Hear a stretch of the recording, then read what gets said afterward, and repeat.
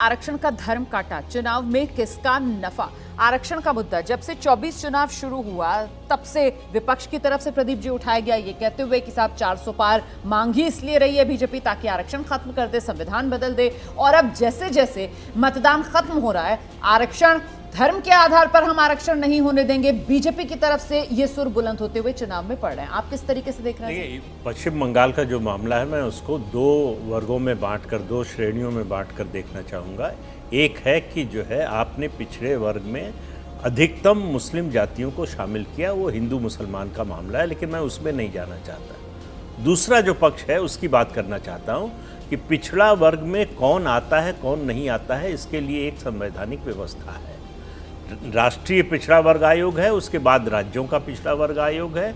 वो कोई आवेदन करे, मैं आवेदन करूं कि मैं पिछड़ा वर्ग का सर्टिफिकेट चाहता हूं, पिछड़ा वर्ग में आता हूं, तो वो इस बात की जांच करता है कि मैं शैक्षणिक, सामाजिक और आर्थिक रूप से पिछड़े समाज में आता हूं कि नहीं।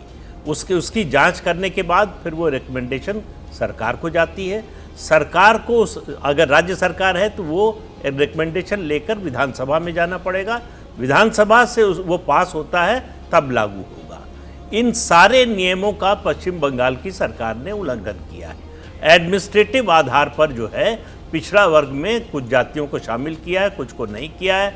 किनको किस आधार पर किया गया है, जिनको शामिल किया गया है, क्या उनके बारे में कोई अध्ययन कराया गया है, ऐसा हाई कोर्ट में बताने में सरकार जो है असफल रही है।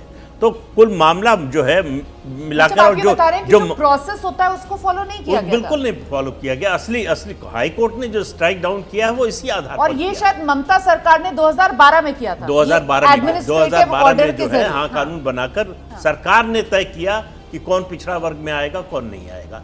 दूसरी बात, ममता बनर्जी जो कह रही है वो और खतरनाक है।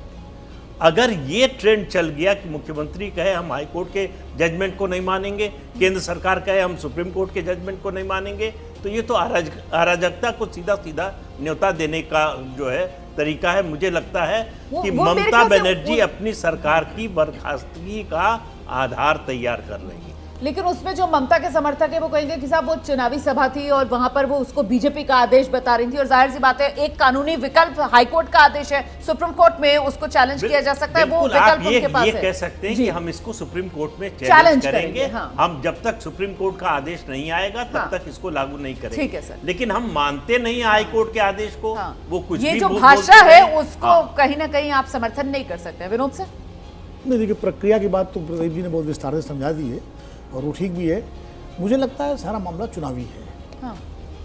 चुनावी इसलिए है, हाईकोर्ट का फैसला आया, ठीक है, हाईकोर्ट का फैसला अपने हिसाब से अपने समय पर आया, पश्चिम बंगाल में आया। हाँ। लेकिन उसका लाभ भारतीय जनता पार्टी लेना चाहती है पूरे देश में, खासकर जहाँ जहाँ चुनाव बचे हुए हैं 2 चरणों में। क्योंकि जिस तरह विपक्ष ने आरक्षण के मुद्दे पर हमलावर होकर के भारतीय जनता पार्टी को एक तरह से बचाव की मुद्रा में ला दिया संविधान और आरक्षण के मुद्दे में, तो ये जो फैसला है ये उसको एक बड़ा सहारा मिल गया। नहीं तो वो जो यूपी सरकार की कल हमने खबर दिखाई थी दर्शकों को कि वहां पर उन्होंने कहा है कि वो समीक्षा करेंगे तो उनको 8 साल बाद याद आ रहा है ना। इसको आप चुनाव से जोड़ के देखिए। ये सरकार उत्तर प्रदेश में 8 साल से है ना योगी जी की, और वो जो फैसला जिसकी बात कर रहे हैं वो तो 1901 मंडल आयोग के बाद किया गया, 90 के दशक में लिया गया। उसके बाद कल्याण सिंह की सरकार रही, राजनाथ सिंह की सरकार रही, रामप्रकाश गुप्ता की सरकार रही, ये सरकारें रही, बीजेपी के समर्थन से मायावती जी की सरकार रही, और 8 साल से योगी जी की सरकार है। अब चुनाव के वक्त तुमको अगर याद आ रहा है तो निश्चित रूप से चुनावी मामला है। ठीक, विजय जी?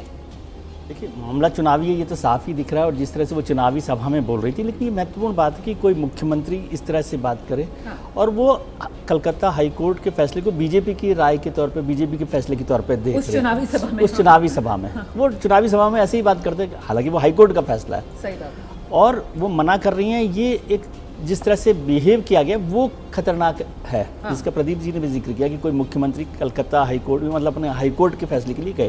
हालांकि ये लीगल सुविधा तो है ही सरकारों के पास या किसी भी व्यक्ति के पास कि वो अपने फैसले के खिलाफ, जो उसको पसंद नहीं है उसके खिलाफ जाए। ठीक है। लेकिन इसमें एक बारीक जो चीज़ है वो ये है कि कलकत्ता हाईकोर्ट ने आरक्षण के खिलाफ फैसला नहीं दिया, वो प्रोसीजर को लेकर उन्होंने फैसला दिया, वही जिसका जिक्र अभी प्रदीप जी कर रहे थे। वो लेकिन भारतीय जनता पार्टी सारी प्रोसेस को धंधा पता कर जिस तरीके से एडमिनिस्ट्रेटिव आधार पर कर दिया। हाँ, लेकिन भारतीय जनता पार्टी उसको मुस्लिमों के खिलाफ आरक्षण की तरह से फैसले को बता रही है। ये एक बड़ा बारीक फर्क है। वो केवल प्रोसीजर पे कमेंट है, प्रोसीजर प्रक्रिया फॉलो पर नहीं है। किया गया, किस तरह प्रक्रिया से? को नहीं फॉलो किया गया, इसलिए हाई कोर्ट ने उसको रद्द किया ठीक है। है। लेकिन इसमें मुसलमानों को आरक्षण नहीं शामिल किया जाए ओबीसी में, ये इसका उसने कोई फैसला नहीं। हिंदू मुस्लिम वाला कोई एंगल है नहीं। ठीक है, राकेश सर, मैं आपसे जानना चाहती हूँ कि इस बार का ये जो चुनाव है वो आरक्षण वाले धर्म कांटे पर आकर टिक गया है क्या?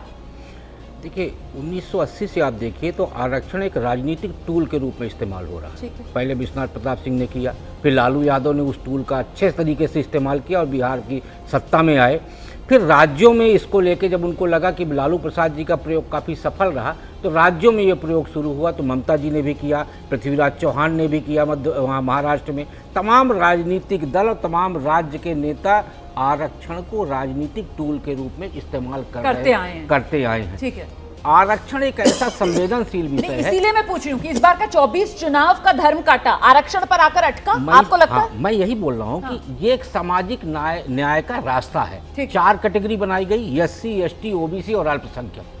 तो जब मुस्लिम समाज को अल्पसंख्यक के हिसाब से रखा गया है तो उसको फिर इसमें लाके आप उसको धोखे में क्यों रखना चाह रहे हैं? नहीं, अल्पसंख्यकों को तो रिजर्वेशन नहीं मिलता है। मैं ये कह रहा हूँ आप धोखा क्यों नहीं, और ईडब्ल्यूएस रिजर्वेशन है, 4 कैटेगरी। मैं ये कह रहा हूँ कि उनको रिजर्वेशन धोखा क्यों दे रहे हैं आप? हाँ। ये कुल मिला के मुस्लिमों को धोखा देने का एक प्रयास है। हाँ। यदि उनको सामाजिक न्याय देने की प्रक्रिया होती तो सामाजिक न्याय का रास्ता अपनाया जाता, सिर्फ पर आरक्षण सर जो का आप टूल। बात कह रहे हैं फिर वो बहस बहुत दूर चली जाएगी, क्योंकि ये तो मंडल कमीशन था और तभी तय हो गया था कि ये सामाजिक और आर्थिक पिछड़ेपन के आधार पर ये पिछड़ी जातियां हैं जिनको आरक्षण दिया जाएगा। जैसे ही घड़ी का काटा दोपहर 2:30 पे आए, बबीता जी का दिल सास बहू साजिश के लिए मचल जाए।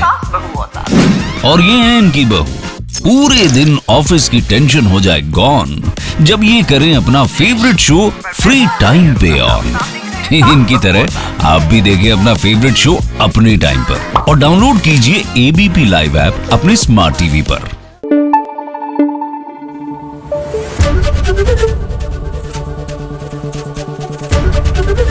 एबीपी न्यूज आपको रखे आगे।